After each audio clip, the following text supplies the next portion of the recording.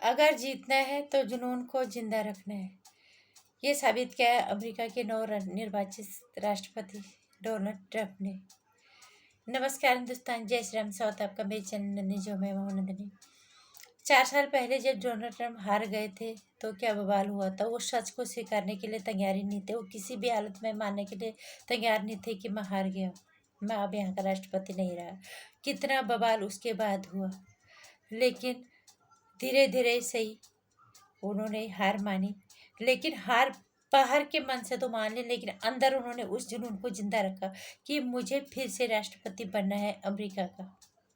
और आज वही जुनून, उसी जुनून का नतीजा है कि आज अमेरिका ने कि वो फिर से राष्ट्रपति बन गए। वहाँ की जनता ने उन्हें फिर से प्यार दिया और उनके विरोध में जो थी भारतीय मूल की कमला हैरिस थी। हालांकि अगर वो जीतती तो पहली महिला राष्ट्रपति होती अमेरिका की, और महिला होने के नाते हमारे लिए भी गर्व की बात होती।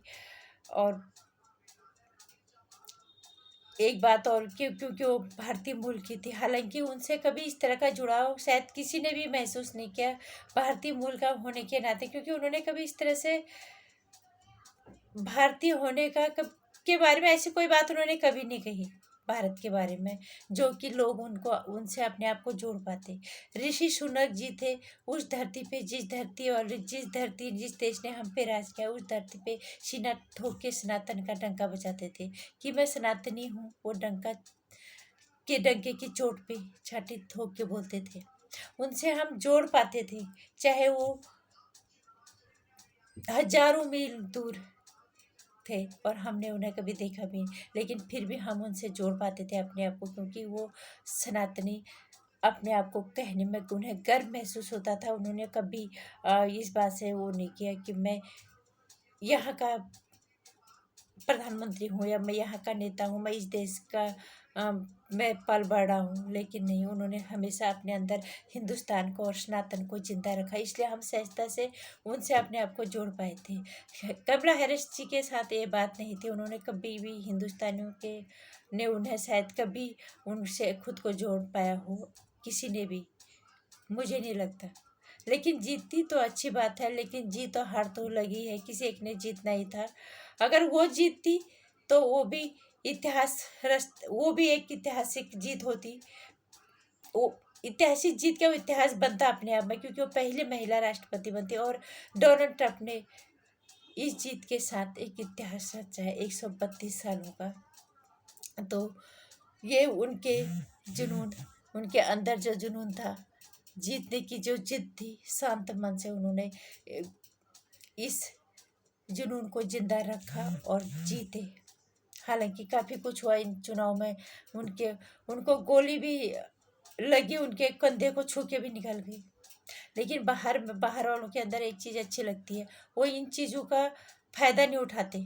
यहाँ पर अगर होता तो जरूर फायदा होता है, वो उठाता है। और तो जो भी है, ममता बनर्जी जी को जब चोट लगी थी, क्या हुआ था, स्टेज व्हील चेयर पे कितना लोगों के सामने लोगों ने उनका वो किया कि चोट लग गया, ये हो गया, वो हो गया। यहाँ पे इस तरह, वहाँ ये चीज़ें नहीं होती। ये चीज़ बाहर अच्छी लगती है, क्योंकि अगर आप नेता बनने आ रहे हो तो ये सब चीज़ें होंगी। और इन छोटी छोटी मानसिकता के साथ हम वोट मांगने नहीं आए, हम अपने काम के लिए वोट मांगने आए हैं। ये जो बात है, ये जो मानसिकता है बाहर वालों की, ये सीखने की ज़रूरत है। लेकिन हिंदुस्तान में तो अभी बहुत नौटंकियाँ होती हैं, वो मुश्किल है अभी। ये हिंदुस्तान में ये अच्छी चीज़ों को नहीं सीखेंगे। हिंदुस्तान वाले बाहर बाहर के गलत चीज़ों को जरूर सीखते हैं। मैंने बहुत साल पहले एक बार देखा था कि किसी पत्रकार ने किसी नेता पे वहाँ के चप्पल चला दी थी। उस दिन के बाद वहाँ तो सुनाई नहीं दी वो बात, लेकिन हिंदुस्तान में ये आए दिन होता है।